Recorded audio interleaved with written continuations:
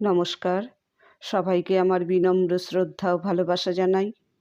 আজ কথামৃতের অষ্টম পরিচ্ছদে ঠাকুর শ্রী রামকৃষ্ণ গুণত্রয় বিষয়ে যে উপদেশ দান করছেন তা শ্রবণ করব।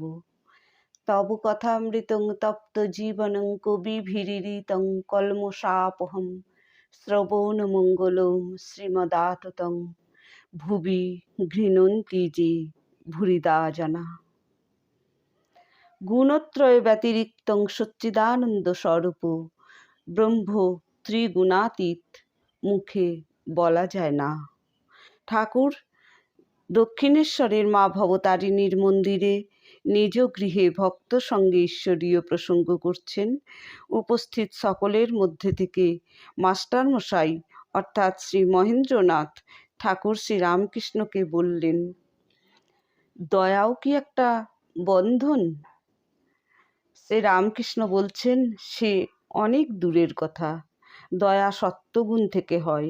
সত্ত্বগুণে পালন, রজগুণে সৃষ্টি, তমগুণে সংহার। কিন্তু ব্রহ্ম সত্ত্ব রজস্তম তিন গুণের পার, প্রকৃতির পার। যেখানে ঠিক ঠিক সেখানে গুণ পৌঁছতে পারে না। চোর যেমন ঠিক জায়গায় যেতে পারে না, ভয় হয় পাছে ধরা পড়ে। সত্ত্ব রজস্তম তিন গুণই চোর। একটা গল্প বলি শোনো। একটি লোক বনের পথ দিয়ে যাচ্ছিল। এমন সময় তাকে তিনজন ডাকাত এসে ধরল। তারা তার সর্বস্ব কেড়ে নিলে। একজন চোর বলল, আর এ লোকটাকে রেখে কি হবে? এই কথা বলে খাঁড়া দিয়ে কাটতে এলো। তখন আর একজন চোর এসে বলল, না হে, কেটে কি হবে? এর হাত পা বেঁধে এখানে ফেলে রেখে যাও। তখন তাকে হাত পা বেঁধে ওইখানে রেখে চোরেরা চলে গেল। কিছুক্ষণ পর তাদের মধ্যে একজন ফিরে এসে বললে, আহা, তোমার কি লেগেছে? এসো, আমি তোমার বন্ধন খুলে দিই। তার বন্ধন খুলে দিয়ে চোরটি বলল, আমার সঙ্গে সঙ্গে এসো, তোমায় সদর রাস্তায় তুলে দিচ্ছি। অনেকক্ষণ পর সদর রাস্তায় এসে বললে, এই রাস্তা ধরে যাও, ওই তোমার বাড়ি দেখা যাচ্ছে। তখন লোকটি চোরকে বলল, মশাই, আমার অনেক উপকার করলেন, এখন আপনি আসুন, আমার বাড়ি পর্যন্ত যাবেন। চোর বললে, না, আমার ওখানে যাবার জো নাই, পুলিশে টের পাবে। সংসারী অরণ্য, এই বনে সত্ত্ব রজস্তম তিন গুণ ডাকাত, জীবের তত্ত্বজ্ঞান কেড়ে নেয়। তমগুণ জীবের বিনাশ করতে যায়, রজগুণ সংসারে বদ্ধ করে, কিন্তু সত্ত্বগুণ রজস্তম থেকে বাঁচায়। সত্ত্বগুণের আশ্রয় পেলে কাম, ক্রোধ এইসব তমগুণ থেকে রক্ষা হয়। সত্ত্বগুণও আবার জীবের সংসার বন্ধন মোচন করে। কিন্তু সত্ত্বগুণও চোর, তত্ত্বজ্ঞান দিতে পারে না, কিন্তু সেই পরম ধামে যাবার পথে তুলে দেয়।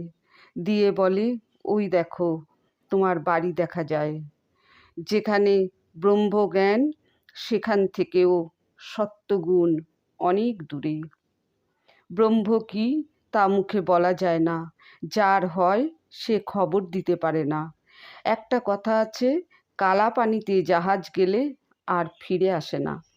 চার বন্ধু ভ্রমণ করতে করতে পাঁচিল ঘেরা একটা জায়গা দেখতে পেল।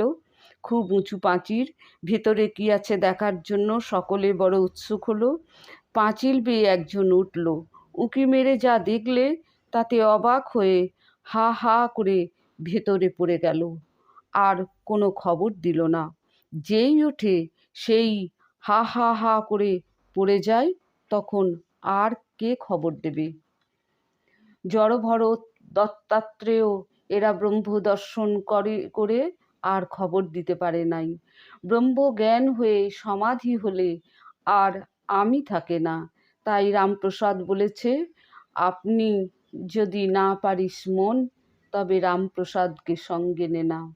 মনের লয় হওয়া চাই, আবার রামপ্রসাদের অর্থাৎ অহং তত্ত্বের লয় হওয়া চাই, তবে সেই ব্রহ্মজ্ঞান হয়। ওম শান্তি শান্তি শান্তি। ঠাকুর মায়ের চরণে আমার আভূমি অসংখ্য প্রণাম।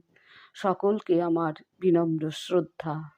সকলে ভালো থাকবেন, সুস্থ থাকবেন। নমস্কার।